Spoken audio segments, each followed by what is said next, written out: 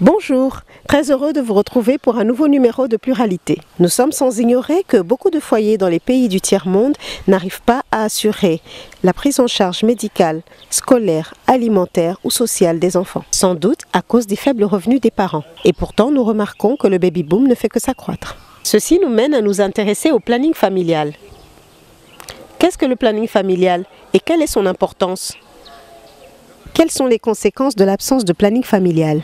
Sans plus tarder, descendons sur le terrain pour récolter les avis du public à ce sujet.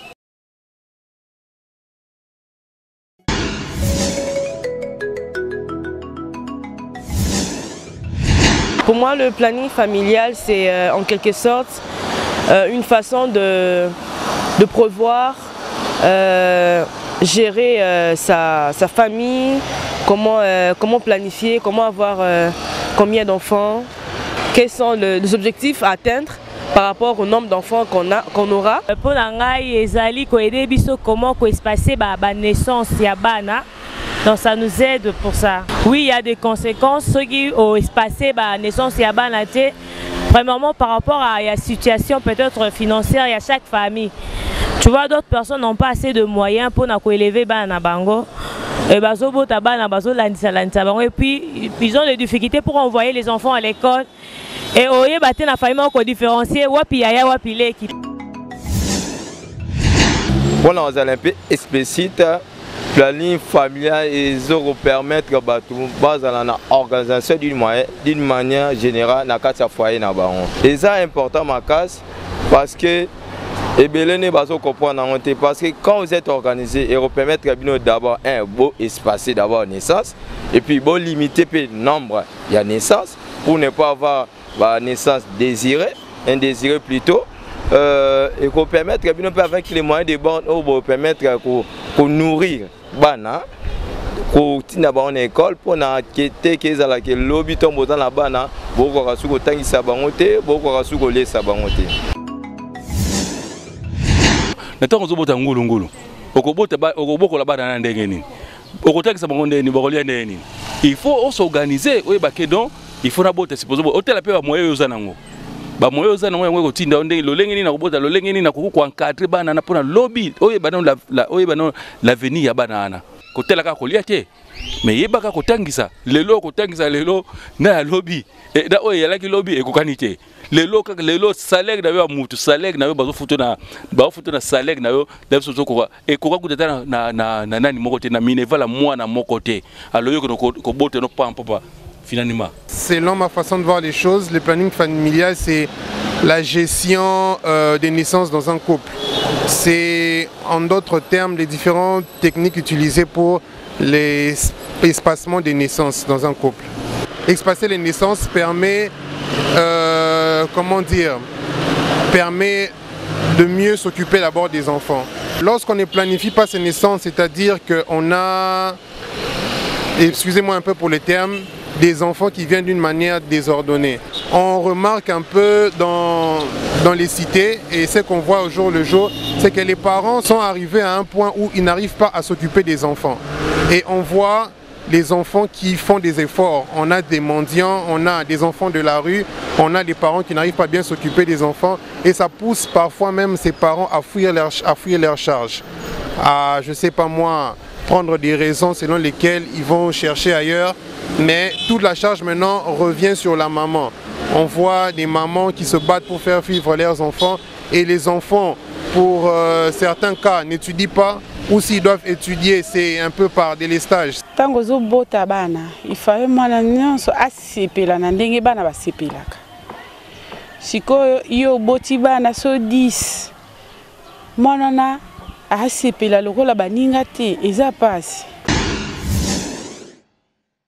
Notons que pour réguler les naissances, il y a des méthodes contraceptives telles que la pilule du lendemain, le patch, la méthode des jours fixes, l'anneau, la méthode des températures, les implants, les injections mensuelles, trimestrielles, la vasectomie chez l'homme, les ligatures de trompe chez la femme, le préservatif féminin, la méthode du calendrier pour ne citer que cela.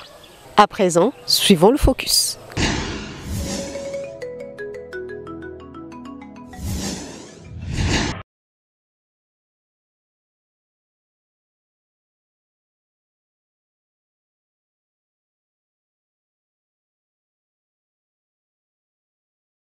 Dans Genèse 38, verset 1er,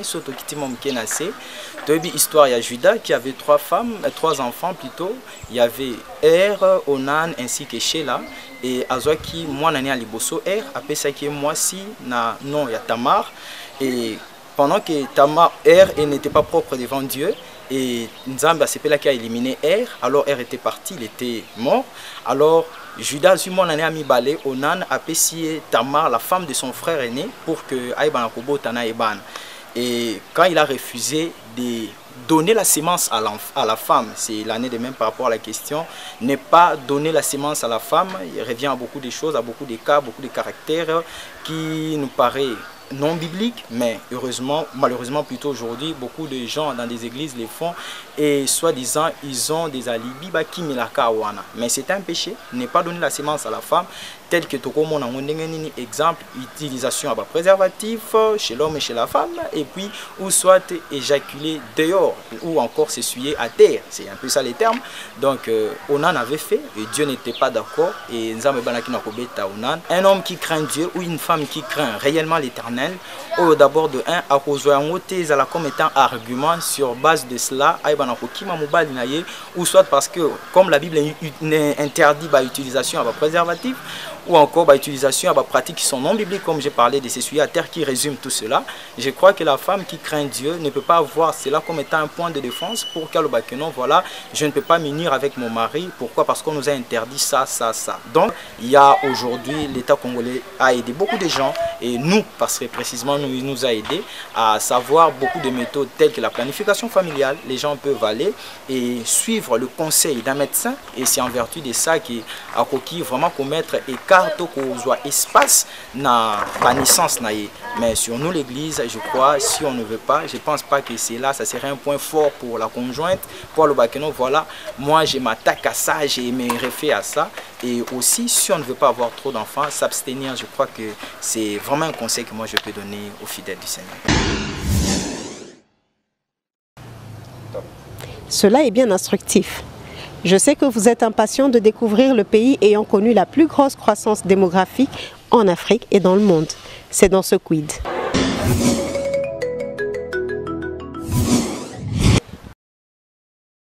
Selon les statistiques les plus récentes, le Qatar figure en tête de liste avec un taux de croissance de plus de 5%. Il est suivi du Zimbabwe, du Niger et de l'Ouganda.